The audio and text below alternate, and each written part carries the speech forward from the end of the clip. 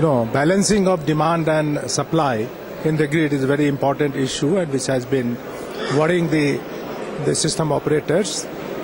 Now the smart grid provides a solution in which you can balance the demand and supply.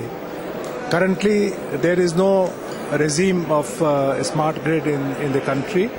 Government of India announced a vision document and a roadmap for introducing a smart grid, but it requires a very strong policy and regulatory support.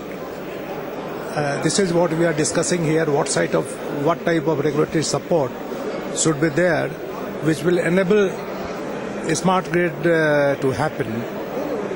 So I think the outcome of this conference will be very helpful for the policymakers and the regulators to evolve some framework for promoting a smart grid in the country. Irrespective of the fact that there may not be a policy framework or a regulatory framework for smart grids, the utilities have already taken up some pilots on the smart grids.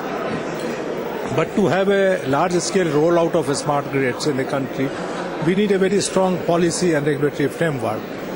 A model draft regulation has been evolved, which is being circulated to the state regulators. And once that is finalized and the state regulatory commissions come out with strong regulation, then the smart grid will happen on the ground.